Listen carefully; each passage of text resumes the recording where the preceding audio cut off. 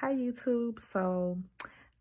We're back with another video. So this is Candace with Counseling Minus the Bull, and we're going to do a video today about panic disorder. Now, the importance of this video is to kind of help with what's going on right now. We're still in this COVID pandemic.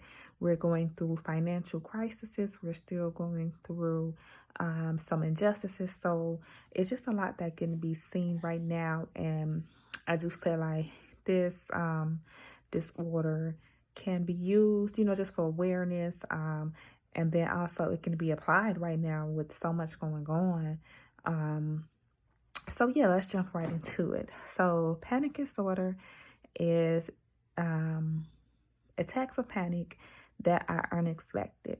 So a panic attack is a circumscribed period of intense fear, of discomfort that develops suddenly, usually begins with the cardiac symptom and difficulty in breathing, peaks within 10 minutes. So a full cardiac attack is accompanied by at least physiological symptoms, which may include sweating, nausea, trembling, in addition to rapid heartbeat, chest pain, and difficulty in breathing. Panic attacks typically last 3 to 10 minutes, and rarely last longer than 30 minutes. So there's 3 types of panic attacks. The first one is unexpected or uncued, which means that it has no trigger. The second one is situational bounded or cued attacks, which is anticipation of or on contact with a specific stimuli, so trigger. And then situational predisposed attacks, which is always associated with a specific trigger. So it's the same trigger each and every time, or another trigger that you have. So I'm just reading from my handy dandy binder, guys. So I just want to, I usually skip a lot of the stuff that will kind of bore you. And just get to the main things. So we went over the definition. We went over the 3 different types. So it's characterized by at least 2 unexpected panic attacks. Neither can be explained by medical conditions or substance abuse use. It's followed by at least a month of persistent fear of having another attack, worry about the implication of the attack, or behavior change in response to the attack. So that means you have some worry that this is going to happen again. So in social situations and stuff like that, you're worrying about a possible panic attack may be brought on, if that makes any sense. It can be associated with different things. So it can be a panic disorder with agoraphobia or a panic disorder without agoraphobia. And to my knowledge, agoraphobia is, I believe, you know what? I'm gonna leave it there, but I believe it's actually when you have a fear of going outside. So when you're having a panic attack, it's characterized by a sudden rush of fear or anxiety that includes 4 or more of the following physical and cognitive symptoms, which includes pondering heart, accelerated heartbeat, sweating, trembling, shaking, shortness of breath, or smothering sensation, feelings of choking, chest pain or discomfort, nausea, abdominal distress, dizziness, unsteadiness, lightheadedness, faintness, feelings of unreality, derealization, or being detached from yourself, depersonalization, numbing or tingling sensations, chills or hot flashes, fear of going crazy or losing control, and fear of dying.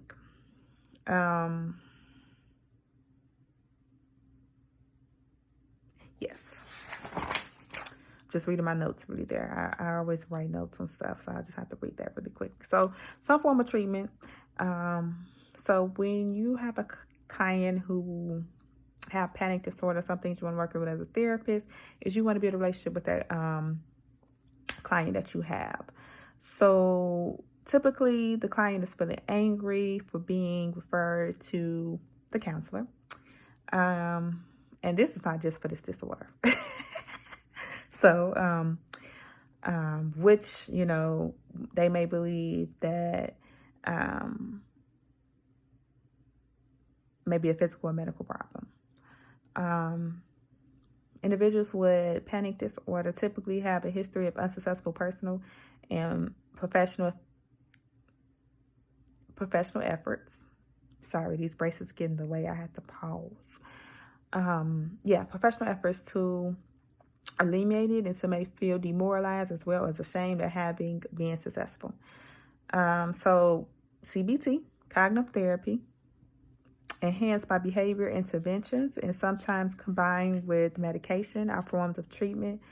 So when you're thinking of cognitively, you're looking at seeking to change people's character. Oh my God, the braces makes everything so hard to say. So you're looking at interventions to change distorted thinking and behavior techniques such as distractions, confident rituals, medication, relaxation, contribute to control of anticipatory anxiety and of any panic attacks that may occur. That was a mouthful.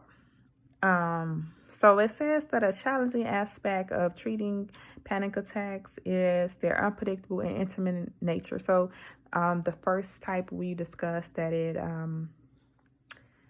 doesn't have a trigger. So it just comes on and you don't necessarily know why. So that's what they're referring to. So people with this disorder may also have concerns with low self-esteem, interpersonal difficulties that underlie and proceed with PA.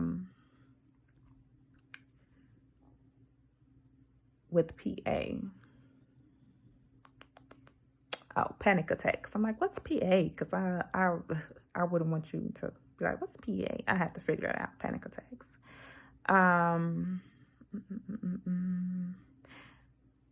So the severity and incomplete remission are significant concerns in treatment of this disorder.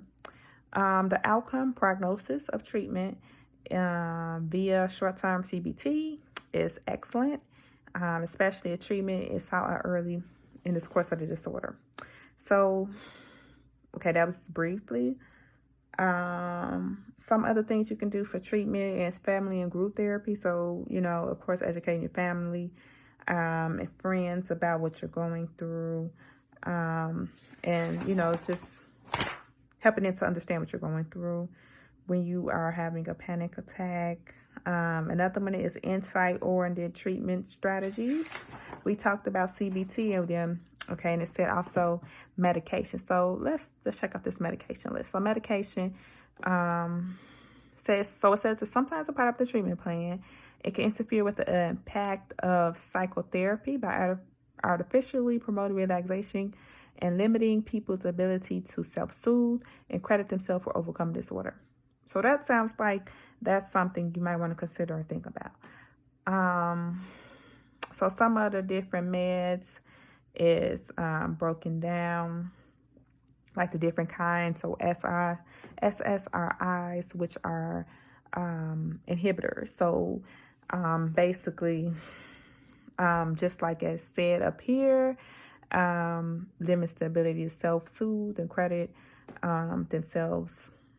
So you're looking at inhibitors. Medication should almost never be the sole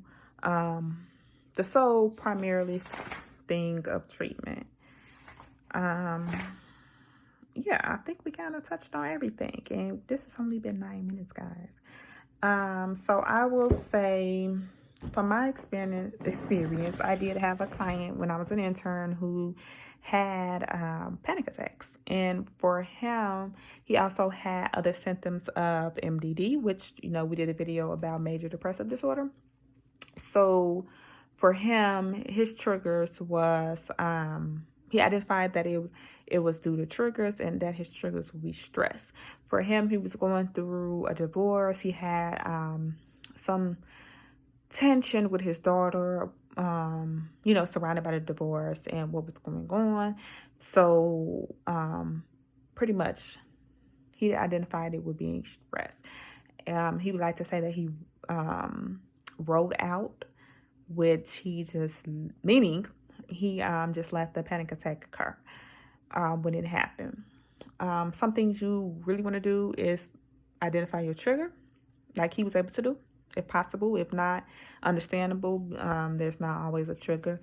As well as to know when you're having this panic attack that you will be okay. So it may feel as if you're gonna faint, that you know, may be in danger, but knowing that this is not something medical, knowing that this is not something what I'm going to say, substance abuse or anything like that. So just knowing that you will be better within 10 minutes. They did say a rare occasion of 30 minutes at the longest that the PA attacks last. So some of the things that he stated that he would do was count to 10. I know we discussed counting as well when we talked about anger management.